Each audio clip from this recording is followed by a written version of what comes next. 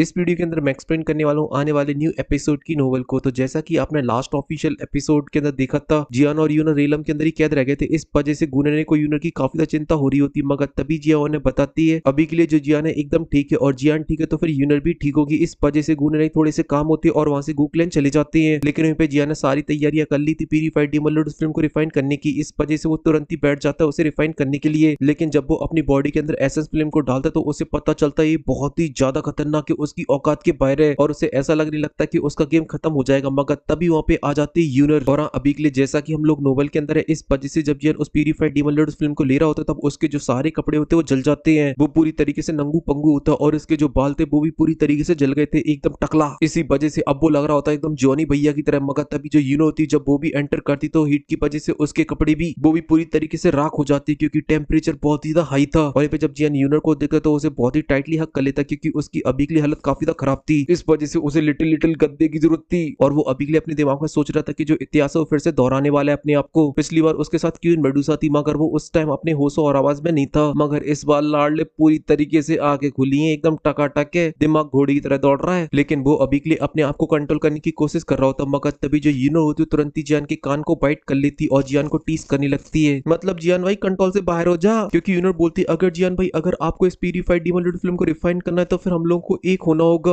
और जैसे ही जियान को परमिशन ग्रांट होती फिर क्या जियान की मशीन चालू, तुरंत ही जियान के जो लिप्स होते वो जाके कहीं और टकरा जाते और फिर क्या माहौल पूरा बेबी, क्योंकि जियान एकदम फेविक्विक की तरह चिपक चुका होता है और वहां का जो टेम्परेचर होता है वो बढ़ता रहता है। और अब ये पूरा रेलम एक मेडिकल कढ़ाई की तरह बन चुका होता है और उनके सेंटर में बना होता है एक क्लस्टर, जिसके अंदर अभी के लिए हमें दो फिगर देखने को मिलते हैं जो कि एक दूसरे में चुपके पड़े होते हैं। और अभी के लिए उनकी बॉडी को एक गोल्डन फ्लेम और एक पर्पल कलर की फ्लेम प्रोटेक्ट कर रही होती है। इस वजह से जो क्रीम कलर की फ्लेम थी वो अभी के लिए इन दोनों की बॉडी के अंदर एंटर नहीं कर पा रही थी। और वहीं पे जो जियान की हालत होती है वो अभी के लिए काफी ज्यादा बढ़िया लग रही थी यूनो की हेल्प के बाद, क्योंकि वो अभी के लिए अपनी बॉडी की जो एनर्जी थी वो ऊपर और नीचे दोनों तरीके से ट्रांसफर कर पा रहा था यूनो की बॉडी के अंदर। और इसी वजह से जियान की बॉडी के ऊपर जो क्रैक्स थे अब वो धीरे धीरे करके हील होने लगे थे, क्योंकि जो प्यूरीफाइड डीमन लॉर्ड फिल्म की खतरनाक हेवली फिल्म थी वो अभी के लिए यूनो की बॉडी के अंदर जा रही थी, जिसे यूनो की गोल्डन हेवली फिल्म पूरी तरीके से रिफाइन कर देती, उसके बाद एंटर करती थी वो जियान की बॉडी में एकदम प्योर होकर। और ये सब अभी के लिए इसलिए पॉसिबल हो पा रहा होता है क्योंकि इन दोनों की जो पोजीशन है वो काफी ज्यादा बढ़िया होती है। आई मीन वो ऊपर से ले देते समझ जाओ यार। मगर अभी के लिए जो प्रोसेस है वो काफी ज्यादा लंबी होने वाली, क्योंकि प्यूरीफाइड डीमन लॉर्ड फिल्म को ये रिफाइन कर रहे हैं जिसके पास समुद्र जैसी एनर्जी है, क्योंकि उस टाइम से जब कॉन्टिनेंट के अंदर कुछ भी नहीं हुआ करता था, इस वजह से इसके पास जो एनर्जी वो बहुत ही ज्यादा है। मगर अभी के लिए दोनों भी एकदम फुल मौज में होते, इस वजह से इन्हें भी कोई टेंशन नहीं थी कितना टाइम लगने वाला है। और साथ ही साथ जैसे समय बीतता जा रहा तो हमें देखने को मिलता कि इन दोनों की जो और अब वो भी बढ़ना स्टार्ट हो गए हैं। इसी वजह से जो लेन देन की प्रोसेस होती है वो कंटिन्यू चलती रहती है और उनके आसपास एक एनर्जी का केज बनने लगता है और वो दोनों धीरे धीरे करके उसके अंदर कैद होने लगे थे। और यहाँ पे अभी के लिए उन दोनों की जो आंखें थी वो बंद हो चुकी थी, ऐसा लग रहा था कि वो दोनों ही बेहोश हो चुकी। मगर अभी के लिए उन दोनों की जो हेवली फ्लेम्स थी, चाहे फिर वो यूनो की गोल्डन फ्लेम हो और चाहे फिर वो जियान की पर्पल फ्लेम हो, वो दोनों ही अभी के लिए प्रोटेक्ट कर रही थी उन दोनों को। और इसी चीज की वजह से जियान ने जो प्यूरीफाइड डीमन लॉर्ड फिल्म का एसेंस एब्सॉर्ब किया था अब वो भी धीरे धीरे करके जियान की बॉडी के अंदर रिफाइन हो रहा था। मगर हालांकि जो चीज थी वो काफी ज्यादा स्लो थी, मगर जियान को इसकी कोई टेंशन नहीं थी क्योंकि कुछ से तो कुछ सही, क्योंकि इससे जियान को एक बहुत ही बड़ी होप मिली कि एक टाइम बाद जो प्यूरीफाइड डीमन लॉर्ड फिल्म है उसकी होकर ही रहेगी। इस वजह से जो माहौल होता है बनता रहता है और अभी के लिए इस रेलम के अंदर इन दोनों के अलावा कोई भी नहीं होता, बस मैग्मा यामा उछलने में लगा था। इसी वजह से जो टाइम होता है वो बहुत ही फास्ट तरीके से फॉलो होना स्टार्ट हो जाता है और जो शांति होती है वो रेलम के अंदर बनी रहती है, क्योंकि ये दोनों तो अभी के लिए एक दूसरे में चिपके हुए होते हैं। लेकिन अभी के लिए इनकी जो बॉडी थी वो बिल्कुल भी मूवमेंट नहीं कर रही थी। अगर कोई दूर से देखेगा तो इन्हें बोल देगा ये तो टेबल गए हैं, मगर जब कोई पास जाके चेक करेगा तो अभी के लिए दोनों सांसें ले रहे थे। और साथ ही अभी के लिए उनके सर के ऊपर एक बड़ा सा गोला बन चुका होता है जो कि अभी के लिए 3 कलर का होता है, जहां पर हमें एक कलर देखने को मिलता है पर्पल कलर का और दूसरा होता है गोल्डन कलर का और तीसरा होता है पिंक कलर का, जो कि अभी के लिए तीनों हेवली फ्लेम को इंडिकेट कर रहे होते हैं। और अभी के लिए वहां पे जो एरिया कवर कर रखा होता है उसने पिंक कलर ने ज्यादा कर रखा होता है, लेकिन वहीं पे जो पर्पल फ्लेम और गोल्डन फ्लेम होती है उन्हें अभी के लिए दबोच रखा होता है। और इसी से पता चल रहा था कि जो प्यूरीफाइड डीमन लॉर्ड फ्लेम वो अभी के लिए इनको दबा रखी है। मगर समय जैसे जैसे बीत रहा था उन दोनों हेवली फ्लेम ने भी अपने पर फैलाने स्टार्ट कर दिए थे और उनका जो एरिया था अब वो भी बढ़ने लगा था, क्योंकि जो जियान था वो अभी के लिए प्यूरीफाइड डीमन लॉर्ड फ्लेम की एनर्जी को एब्जॉर्ब करता जा रहा है। इसी वजह से वो धीरे धीरे कमजोर पड़ती जा रही है और ये दोनों हेवली फ्लेम उसे दबोचने के लिए बढ़ती जा रही है। और ऐसी जो समय होता बीतता रहता और फिर हमें एक दिन देखने को मिलता है कि जो अभी के लिए आसमान के अंदर जो क्लस्टर होता है तीनों हेवली फ्लेम का अब वो एकदम परफेक्ट तरीके से बढ़ चुका है। तीनों हेवली फ्लेम ने अभी के लिए एकदम इक्वल लेवल पे एरिया को बांट रखा था और ये जैसी बैलेंस होती तभी जो जियान की आंखें बंद होती है एकदम से ओपन हो जाती हैं और वो जोर से चिल्लाते हुए बोलता है कि फ्री मंत्रा रिफाइन, क्योंकि अभी के लिए प्यूरीफाइड डीमन लॉर्ड फ्लेम और जियान के बीच में एक कनेक्शन बन चुका था, क्योंकि वो काफी लंबे टाइम से एक दूसरे के साथ थे। इस वजह से अब धीरे धीरे करके भाईचारा डेवलप्ड हो गया था। इसी वजह से जब जियान अपने फ्लेम मंत्रा को एक्टिवेट करता तो जो प्यूरीफाइड डीमन लॉर्ड फ्लेम होती है वो कंबाइन होने लगती है जियान की पर्पल कलर की हेवली फ्लेम फ्लेम के साथ, और जो आसपास का एटमॉस्फेयर होता वो भी चेंज होने लगा था, जहाँ पर उस फायरवॉल के ऊपर आसमान में काले काले बादल छा गए थे, और साथ ही जो नीचे का मैग्मा होता है उसके अंदर से भी काफी बड़े बड़े पिलर बाहर निकल आते हैं जो कि आसमान में सीधा जाके टकराते हैं। और इस चेंज को देख के जो जियानो तो बिल्कुल भी सरप्राइज नहीं होता, क्योंकि ऐसी चीजें उसने ऑलरेडी पहले भी देख रखी है, और ऊपर से वो अभी के लिए प्यूरिफाइड डीमन लोटस फ्लेम को रिफाइन कर रहा है। इस वजह से थोड़ा बहुत तो नेचर के अंदर चेंजेस आना बनते ही है, क्योंकि ये कोई मामूली हवेली फ्लेम नहीं है। और फिर उसके बाद जियान की जो नजरें होती है वो जाती है यूनिट के ऊपर, जो कि अभी के लिए बेहोश हो चुकी होती है। इस वजह से उसके चेहरे के ऊपर एक बड़ी सी स्माइल आ जाती है, और फिर तुरंत ही अपने हाथों को आगे बढ़ाता है, और फिर से उसकी जो कमर होती है उसे टाइट से कर लेता है, और एक हाथ से अपनी हैंड साइड को चेंज करता रहता है, और बोलता है मेरी प्यारी यूनिट अब टाइम आ चुका है रिवॉर्ड को लेने का। और जियान के मुंह से जैसे ही वर्ड निकले तो जियान ने जो प्यूरिफाइड डीमन लोटस फ्लेम की एसेंस बॉडी को खाया होता है वो पूरी तरीके से रिफाइन हो जाती है। और जब ये हुआ था तभी जियान की बॉडी के अंदर एक एनर्जी की सुनामी आ जाती है, जो कि तुरंत ही जियान की हर एक बॉडी की पार्ट के अंदर पहुंच जाती है। उसकी वेन्स, मसल, बोन सब जगह में एनर्जी एनर्जी भर चुकी होती है, और यहाँ पे जियान की बॉडी भी एक नंबर की बुक्कड़ होती है। इस वजह से वो भी दबा के खाने लगती है, मगर एनर्जी अभी भी काफी ज्यादा होती है। इसी वजह से जियान का जो मुंह था सीधा यूनिट की लिप्स पे जाके टकराता और अपनी बॉडी की जो एनर्जी होती है तुरंत ही वो ट्रांसफर कर देता है यूनिट की बॉडी के अंदर, और फिर से चालू हो जाता है लेन देन, जहाँ पे जियान अभी के लिए कंटिन्यू यूनिट की बॉडी के अंदर एनर्जी को ट्रांसफर कर रहा होता है, जिस वजह से यूनिट की बॉडी होती है तुरंत ही उसे एब्जॉर्ब करके अपनी बॉडी के अंदर स्टोर कर रही थी। मगर एनर्जी की मात्रा अभी भी इतनी ज्यादा होती है कि यूनिट की पूरी बॉडी उसे एब्जॉर्ब नहीं कर पाती थी। इस वजह से वो वापस जियान की बॉडी के अंदर चली जाती थी, और जब जियान उसे एब्जॉर्ब करता था तो जियान सेंस करता था कि ये तो बहुत ही ज्यादा प्योर है, और साथ ही उसके अंदर एक अजीब सा ही तड़का होता है, और वो तड़का होता है यूनिट की गोल्डन एम्पर फ्लेम का। और ऐसे ये जो प्रोसेस होती कंटिन्यू चलती रहती, जब वो दोनों मिलकर रिफाइन कर रहे होते उस एनर्जी के सैलाब को, जो कि अभी के उन्हें एकदम एंडलेस की तरह दिखाई दे रहा होता, मगर वो भी लगे रहते हैं। इसी वजह से अब उनके जो औरे थे अब वो भी राइज करने लगे थे, और जो प्यूरिफाइड डीमन लोटस फ्लेम जो पहले फड़फड़ा रही होती है अब वो भी शांत हो चुकी होती है। इसी वजह से जो जियान और यूनिट अभी के जिस बॉल के अंदर कैद होते हैं वो बहुत ही अजीब तरीके से कर रहे होते हैं। आई मीन समझ जाओ मशीन चल रही होती है भाई। और साथ ही साथ जो एनर्जी की बॉल होती है वो भी धीरे धीरे करके सॉलिड होने लगती है और एक बड़े से एग के अंदर कन्वर्ट हो जाती है, और वो दोनों एक दूसरे में लगे रहते हैं। और साथ ही इसी के साथ जो सीन होता है कट हो जाता है, फिर हमें रीलम के बाहर का दिखाया जाता है, जहाँ पर अभी के लिए प्यूरिफाइड डीमन लोटस फ्लेम को अपने हुए पूरे 1 साल से भी ज्यादा बीत चुके हैं, मगर इसके बाद भी पूरे सेंट्रल प्लेन के अंदर अभी के लिए प्यूरिफाइड डीमन लोटस फ्लेम की चर्चे होती हैं। और पे दूसरी जो न्यूज होती है वो सेंट्रल प्लेन के अंदर गुजरी होती है होल ऑफ सोल और स्काई मेंशन अलायंस की, क्योंकि जैसे ये प्यूरिफाइड डीमन लोटस फ्लेम का मैटर खत्म हुआ था, रीलम बंद हुआ था, उसके बाद होल ऑफ सोल ने एक्शन लेना स्टार्ट कर दिया था स्काई मेंशन अलायंस के ऊपर, क्योंकि वो रिवेंज ले रहे होते अपनी मेन ब्रांच को तबाह करने का। इसी वजह से उन दोनों के बीच में जो बॉर्डर थे उनके बीच में दमादम लड़ाइयां चल रही थी, मगर अभी के लिए कोई भी पीछे हटने को तैयार नहीं था, क्योंकि अब जो स्काई मेंशन अलायंस है वो कोई औवा चौवा नहीं है। जब पर होल ऑफ सोल के लोग एक मारते तो स्काई मेंशन अलायंस के लोग 2 मारते थे, क्योंकि अब उनकी जो अलायंस थी वो काफी ज्यादा बड़ी हो चुकी होती और काफी ज्यादा खतरनाक। इसी वजह से इन दोनों के बीच की जो फाइट होती है वो हमेशा कंटिन्यू चलती रहती। अब ये दोनों एक दूसरे को देखकर टूट पड़ते थे, मगर अभी के लिए पूरे 1 साल के अंदर इन दोनों के बीच अभी के लिए कोई बड़ी जंग नहीं हुई है, क्योंकि दोनों के बीच का जो पावर लेवल वो अभी के लिए ऑलमोस्ट बराबर हो चुका है। यहाँ तक कि होल ऑफ सोल के चीफ के पास भी इतना कॉन्फिडेंस नहीं है कि वो स्काई मेंशन अलायंस के ऊपर हमला करता है तो फिर वो जीत ही जाएगा, क्योंकि उसे पता है कि स्काई मेंशन अलायंस को गार्ड करने वाला बंदा कोई और नहीं, वो है ब्लड एक्स साउचिन, जिन्होंने उसे मार मार के भूत बना दिया था। हालांकि वो हुनमू की मदद लेके हमला कर सकता है, मगर अभी के लिए एक दिक्कत वाली और बात है, और वो है पिल टावर के एंसेस्टर, जहाँ पे अभी के लिए मास्टर को बता दिया गया कि उन्हें कैसे समन करना है, जहाँ पर वो भले अभी के लिए स्काई मेंशन अलायंस के अंदर ना हो मगर मास्टर उन्हें समन कर सकते हैं। और जब कोई इतना पावरफुल वॉरियर अभी के लिए गार्ड कर रहा है तो फिर किसी की हिम्मत कैसे हो सकती है कि वो हमला कर दे स्काई मेंशन अलायंस के अंदर। इसलिए इनके बीच में एकदम खूंखार वाली फाइट तो चलती रहती, मगर कोई भी अभी के लिए जाकर एक दूसरे के मेन हेडक्वार्टर के ऊपर हमला नहीं करता है। इस वजह से इनकी जो वॉर थी बस मेन बॉर्डर तक चल रही थी। और साथ ही साथ स्काई मेंशन अलायंस के अंदर एक और अच्छी बात होती है कि काफी सारे लोग उन्हें ज्वाइन कर रहे थे, जहाँ पे काफी सारी हिडन सेक्शन है आके उन्हें ज्वाइन कर चुकी थी, क्योंकि सभी को इतना तो कॉन्फिडेंस हो चुका था कि जो आने वाला कल है वो स्काई मेंशन अलायंस का है। इस वजह से अभी के लिए इसलिए होल ऑफ सोल से डरने की कोई भी जरूरत नहीं है। इस वजह से स्ट्रेंथ थी वो बढ़ती जा रही थी स्काई मेंशन अलायंस की डे बाई डे, और इसी वजह से जो होल ऑफ सोल के लिए चीजें होती वो और भी ज्यादा खराब हो जाती है। और यहाँ पे जो हुन क्लैन था उसने भी अभी के लिए कोई मदद नहीं की थी होल ऑफ सोल की। हुन क्लैन ने बस कुछ वॉरियर को भेजा था जो कि लप्पू जैसे होते जिनसे कोई फर्क नहीं पड़ता फाइट के बीच में, और मास्टर को अभी के लिए ऐसा लग रहा था कि जो हुन क्लैन वो होल ऑफ सोल की इसलिए मदद नहीं कर रहा है वो एग्रीमेंट की वजह से, जहाँ पे सेंटर पर के अंदर डाउशियांग के 5 स्टार का वॉरियर नहीं आ सकता है। लेकिन अभी के लिए मास्टर के लिए होल ऑफ सोल के साथ जो जंग थी वो सबसे ज्यादा इंपॉर्टेंट काम नहीं था, बल्कि वो था उनका चेला। इस वजह से वो हमेशा उस जगह पे जाते थे जहाँ पे रीलम ओपन हुआ था, मगर उन्हें हर बार निराशा ही मिलती थी, वहाँ पे कोई फ्लक्चुएशन वगैरह कुछ भी नहीं होता था। वो तो उनके पास अभी के लिए जिया थी, जिस वजह से उन्हें पता चल रहा था कि जियान अभी भी जिंदा है। अगर उन्हें ये पता ना चले तो जो मास्टर वो पूरी तरीके से बौखला जाएंगे, और ये सेम कंडीशन अभी के लिए जियान के सभी मेंबरों के बारे में बोली जा सकती है। और ऐसी जो सेंट्रल प्लेन के अंदर जो समय होता है वो फ्लो होता रहता है, जहाँ पे जो लड़ाई होती है होल ऑफ सोल और स्काई मेंशन अलायंस की चलती रहती है। मगर तभी अचानक ही एक दिन सेंट्रल प्लेन के अंदर एक ऐसा ब्लास्ट होता है जिसे सुन के सभी हैरान, जहाँ तक कि मास्टर और जो बाकी के लोग होते हैं उनके पैरों तले जमीन खिसक जाती है, क्योंकि सभी लोगों को पता चलता है एक एंशिएंट क्लैन और गायब हो गया, और इस एंशिएंट क्लैन का नाम होता है सी क्लैन, और इसके साथ भी लिंक क्लैन की तरह हुआ था। इसी वजह से जो पूरा सेंट्रल प्लेन होता है वो एकदम शॉक में चला जाता है, क्योंकि सी क्लैन कोई मामूली क्लैन नहीं था। हालांकि वो अभी के लिए बराबरी नहीं कर सकता हून क्लैन और गू क्लैन की, मगर फिर भी वो एक एंशिएंट क्लैन था। इस वजह से उसे बिल्कुल भी कमजोर नहीं आका जा सकता है, क्योंकि इनके लोगों की जो फिजिकल स्ट्रेंथ होती है वो बहुत ही ज्यादा हाई होती है। यहाँ तक कि जो लिंक क्लैन गायब हुआ था उससे भी ये काफी ज्यादा पावरफुल थे। यहाँ तक कि अभी के लिए सेंट्रल प्लैनेट के अंदर कोई भी ऐसा नहीं जो इनकी बराबरी कर पाए, क्योंकि इनके क्लैन के अंदर अभी भी कुछ ऐसे वॉरियर थे जो कि बहुत ही ज्यादा पावरफुल थे। इनकी फाउंडेशन बहुत ही ज्यादा स्ट्रॉन्ग थी। अगर वो अपने कदमों को सेंट्रल प्लैनेट के अंदर रख दे तो पूरे सेंट्रल प्लैनेट को तबाह कर सकते हैं, मगर इन सभी के बावजूद ही रातों रात में इनका पत्ता साफ हो गया। इसी वजह से ये न्यूज स्काई मेंशन अलायंस के लोगों के लिए और सेंट्रल प्लैनेट के लोगों के लिए हार्ट अटैक दिलाने के लिए काफी थी। और सी क्लैन की गायब होने का जो पैटर्न होता है एकदम लिंक क्लैन की तरह होता है, जहाँ पर अभी के लिए इनका सडनली एकदम से रीलम बंद होता है और जब वापस रीलम ओपन होता है तो जो रीलम के अंदर सी क्लैन के लाखों मेंबर रहते थे वो पूरी तरीके से गायब हो चुकी होती हैं। और जब उसे चेक करने के लिए बाकी के एंशिएंट क्लैन के लोग जाते तो उनके डर के मारे ना जी फट जाती है, क्योंकि वहाँ पे कुछ भी नहीं होता, सब कुछ साफ हो चुका होता है। ऐसा सभी लोगों को लगता है कि कोई भी यहाँ पे कभी रहता ही नहीं था। इसी वजह से सभी लोग उस चीज के बारे में सोचने लगते कि ऐसा कौन सा इंसान है जो कि रातों रात इतने सारे लोगों को एक बार भी मार डाले, जिसके अंदर बहुत ही ज्यादा पावरफुल लोग हैं, जिनका लेवल ऑलमोस्ट दाउशें के 7 या 8 स्टार तक होगा। और ये जो पावर है वो उस लेवल पे पहुंच चुकी है पूरी सेंट्रल प्लैनेट को तबाह कर सकती है, मगर इसके बाद भी अपनी तबाही को नहीं रोक पाए। इनका रातों रात पत्ता साफ हो गया। इसी वजह से जब ये न्यूज फैली थी सभी के दिल में एकदम चिल फैल गई थी, और जो पुराने बुड्ढे थे उन्हें समझ में आ चुका था कि जरूरी कुछ बहुत ही बड़ा होने वाला है, और ये जो भी कर रहा है वो बहुत ही ज्यादा खतरनाक है, क्योंकि जो एंशिएंट क्लैन का इतिहास है वो बहुत ही ज्यादा पुराना और बहुत ही ज्यादा खतरनाक। मगर इसके बावजूद ही 8 साल के अंदर 2 एंशिएंट क्लैन पूरी तरीके से साफ कर दी गई। पहले जब एंशिएंट क्लैन का पत्ता साफ होता सभी लोगों ने इसे इग्नोर कर दिया था, उन्हें लगा यार ये तो सब नॉर्मल है यार, कोई गलती बलती हो गई होगी और पत्ता साफ हो गया होगा। मगर सेम चीज दूसरी बार हुई। इस वजह से सभी लोग के जो कान एकदम से खड़े हो चुके थे, सभी को पता चल चुका था कि सबकी फील्डिंग सेट है और जो कर रहा है वो बहुत खतरनाक है। लेकिन जो बचे हुए एंशिएंट क्लैन के लोग थे और जो बाकी के लोग थे वो भी ये बात को भी बहुत ही अच्छे से जानते थे। बस इस कॉन्टिनेंट के अंदर सिर्फ 2 इंसान जो कि इस तरह की पावर को रखते हैं, जो कि रातों रात रीलम को खत्म कर सकते हैं। उनमें से एक है हून क्लैन और दूसरा है गू क्लैन, जिनके पास ही इस खतरनाक लेवल की स्ट्रेंथ जो कि रातों रात तबाह कर सकते हैं। इसलिए जो सभी लोग होते हैं इन लोगों को ब्लेम करने लगते हैं। जो गू क्लैन होता है इस चीज को लेकर काफी ज्यादा परेशान हो जाता है और सभी लोगों को एक्सप्लेन करता फिरता है, मगर उनकी बातों पे कोई भी ट्रस्ट नहीं कर रहा होता है। इस वजह से गू क्लैन के अंदर भी लोगों के अंदर काफी ज्यादा पैनिक फैल रखा था। मगर वे बात की जाए दूसरे क्लैन की हून क्लैन की, तो अभी के लिए किसी के बाप में दम नहीं होती कि उनके घर पे जाके इन सवालों को पूछ पाए। और साथ ही हून क्लैन भी किसी को एक्सप्लेन नहीं करता है, क्योंकि उसे कोई कद्दू फर्क नहीं पड़ता। और इन्हीं सभी चीजों की वजह से जो एंशिएंट क्लैन के बीच में जो रिश्ते थे अब वो पूरी तरीके से टूट चुके थे, खासकर गू क्लैन के साथ। जहाँ पर जो हून क्लैन के अलावा जो बाकी के एंशिएंट क्लैन थे वो हमेशा गू क्लैन से बात किया करते थे डेली बेसिस पे, मगर अब पूरी तरीके से उन्होंने बातचीत करना बंद कर दिया था, क्योंकि उन्हें अभी के लिए गू क्लैन से डर लगने लगा था। इसी वजह से गू क्लैन के लोग थोड़े से परेशान होते हैं, मगर साथ ही साथ वो अभी के लिए काफी अलर्ट भी हो चुके थे, क्योंकि उन्हें सबको समझ में आ रहा था जो भी ये सब कर रहा है उसका टारगेट अभी के लिए गू क्लैन भी है। वो पूरी तरीके से गू क्लैन को फंसाना चाह रहा है और अकेला कर रहा है। मगर गू क्लैन के जो बड़े बड़े दिग्गज लोग थे उन्हें पता था ये सब हून क्लैन कर रहा है, मगर उन्हें ये समझ में नहीं आ रहा कि ये सब कैसे कर पा रहा है। जहाँ पर उनके रीलम के अंदर कोई भी हलचल नहीं होती और सामने वाला एंशिएंट क्लैन पूरी तरीके से गायब, क्योंकि उन्हें अगर कोई एंशिएंट क्लैन को खत्म करना तो उन्हें एक बड़ी सी लाइनअप को निकालना पड़ेगा। मगर अभी के लिए ऐसा कुछ भी गू क्लैन को देखने को नहीं मिल रहा है, इसलिए कुछ लोगों को ऐसा लगने लगता है कि सेंट्रल प्लैनेट के अंदर कोई और भी पावरफुल है, मगर अभी के लिए उनके पास कोई प्रूफ नहीं होता है। इस वजह से ना ही वो अपनी बेगुनाही को साबित कर पा रहे थे और ना ही वो अभी के लिए पता कर पा रहे थे ये सब कर कौन रहा है। इसलिए जो कुछ टाइम बाद जो गू क्लैन है तो वो भी अपनी चुप्पी साध लेता है इस मैटर को लेकर। और जो बाकी के तीनों एंशिएंट क्लैन देखते हैं गू क्लैन और हून क्लैन इस मैटर को लेकर कोई जवाब नहीं दे रहे, तो वो तीनों मिलकर अपनी एक अलायंस को बना लेते हैं और उसका नाम रखते थे ग्रेट अलायंस। मगर अभी के लिए नमूनों को क्या लगता है कि ये लोग बच पाएंगे जो भी इन्होंने अलायंस बनाई उससे?